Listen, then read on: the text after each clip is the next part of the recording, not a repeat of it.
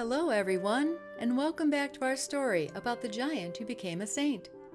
Let's listen now to hear how the brave giant Offero helps a kindly traveler across the raging river. Chapter 6. The Raging River.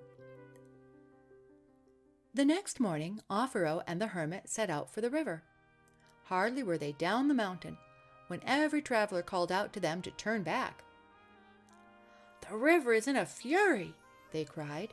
"No man can reach the other side alive."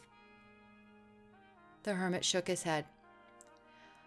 "Come and see," he said, "for I have a trusty ferryman here who can weather any flood." So Offero and the hermit kept on, and the travelers followed, wondering. The river beat against its banks, and the waves rushed white with foam. Offero pulled up a stout green tree to steady himself, and waded in till he could feel the cruel whirlpools sweeping around his ankles. Then, lifting the hermit on his broad, firm shoulder, he plunged fearlessly into the raging stream. The water swirled and hissed about him. It rose to his great chest and wet the edge of the hermit's robe. But it was of no avail against the giant. He towered through it as solid as a cliff, and set the hermit safely on the other side. A great bravo went up from the watching people, and when Offero came back, they gathered about him, clamoring to be carried.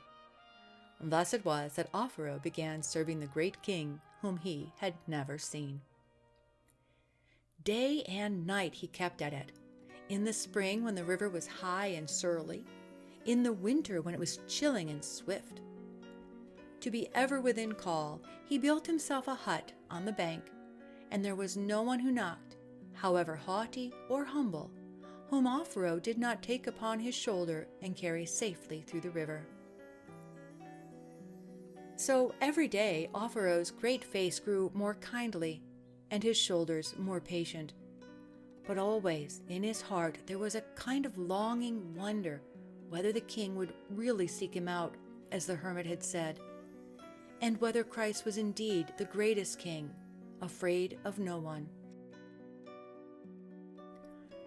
If Christ would only come, he thought. Sometimes, in the depths of the night, he would start up and unbar the door, thinking that he heard the knock of the king. But it was only the wind, or now and again some belated pilgrim begging to be carried across the river. Offero is so close to meeting his true king. I hope he doesn't give up now. Come back next time to hear whether or not Offero is able to continue his journey toward King Christ.